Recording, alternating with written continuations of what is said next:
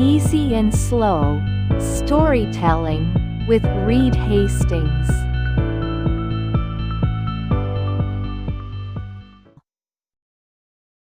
People often think Netflix was always inevitable.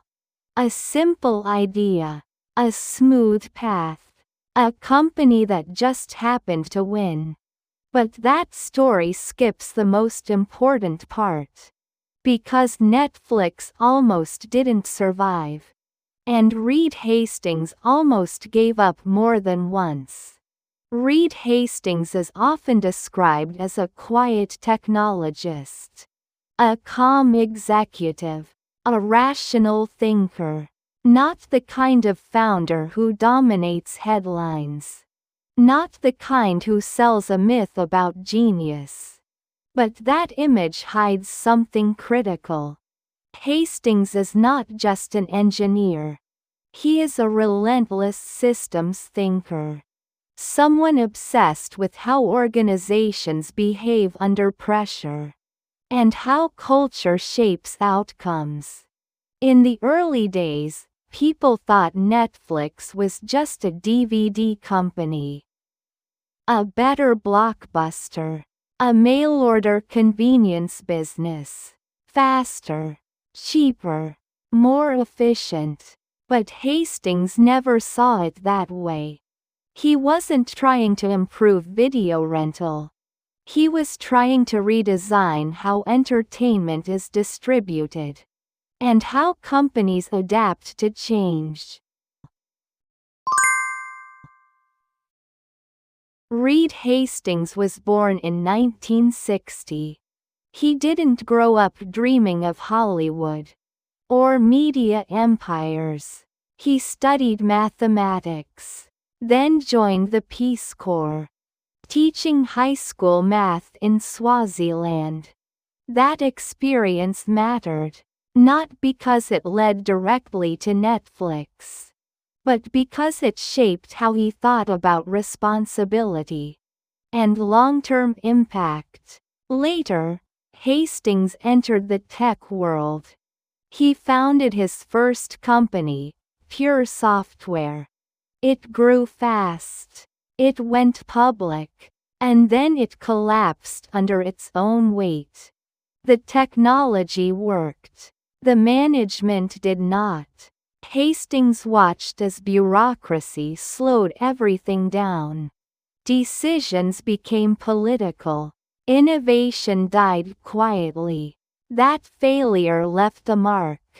After selling Pure Software, Hastings was financially secure.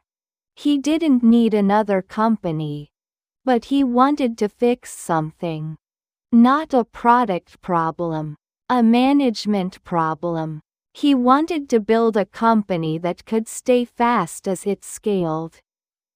That idea became Netflix. The origin story is often simplified. A late fee. A frustration. A DVD in the mail. But the real insight was deeper. Hastings saw that the internet would eventually replace physical media. And when that happened, only flexible companies would survive. Netflix was designed as a learning system, not a fixed business model. In the late 1990s, Netflix launched as a DVD by mail service. The timing was terrible. DVD players were rare. The dot-com bubble was unstable. Cash burned quickly. Netflix nearly ran out of money more than once.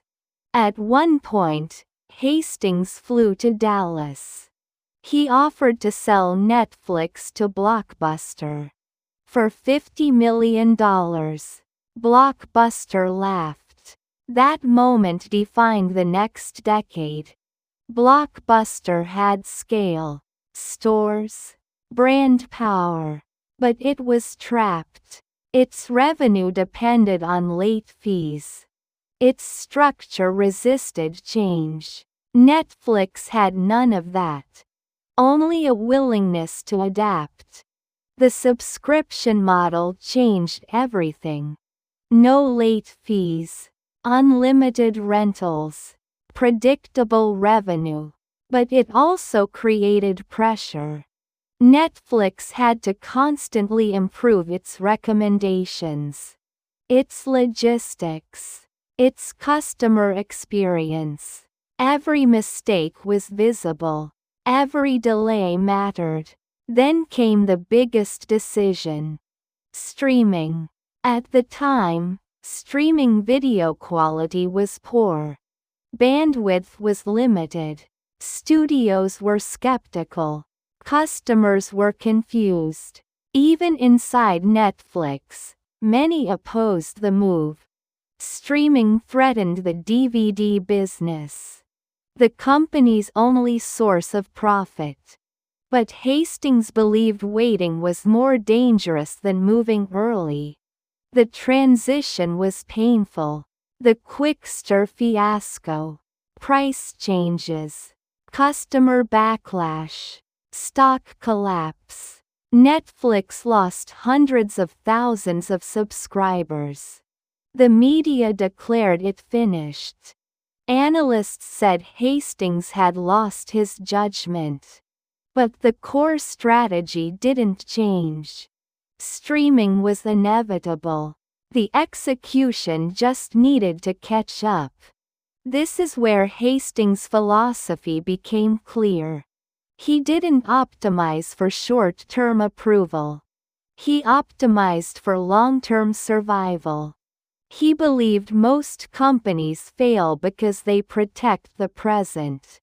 Netflix was willing to damage itself today to avoid becoming obsolete tomorrow. Then came original content. Another massive risk. Producing shows was expensive. Studios could pull licenses. Control could disappear overnight. Netflix needed ownership, not just distribution. House of Cards was not just a show. It was a signal. Netflix was no longer a platform. It was a studio. From there, the growth accelerated. Global expansion, localized content, data-driven decisions, but not algorithmic creativity. Hastings often emphasized that data informs. It does not replace human judgment. Netflix gave creators freedom, with fewer notes, less interference, more trust. That trust extended inside the company. Netflix's culture became famous, or infamous. No vacation limits, no formal approvals, high pay, high expectations, and constant evaluation. Freedom paired with accountability. Not everyone could survive it. And that was intentional. Hastings believed average performance was more dangerous than mistakes. He preferred small teams of exceptional people over large teams of comfortable ones. That philosophy created speed, but also criticism. Netflix was not warm. It was not safe. It was effective. Today, Netflix is no longer an underdog. It is a global media giant, facing competition from every direction. Disney, Amazon, Apple, traditional studios, tech platforms, and changing viewer habits. The environment is more crowded than ever. Streaming growth has slowed. Costs are rising. Password sharing is under pressure. Content budgets are scrutinized. The easy wins are gone. Netflix must now defend its position, not just disrupt others. That is a different challenge. Critics question whether Netflix can maintain its culture at scale. whether creative freedom leads to waste, whether global expansion dilutes focus, and whether Hastings' principles work in a more regulated world. These are open questions. There are no simple answers. But Reed Hastings' legacy is already clear. He proved that companies don't fail because of technology. They fail because of inertia. Because leaders cling to what worked before. Netflix survived by attacking its own success. Again and again.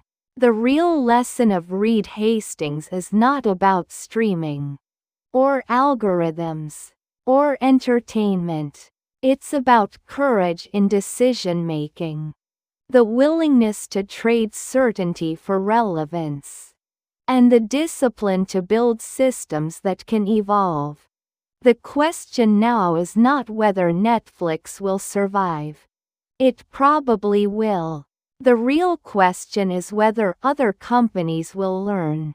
Before it's too late.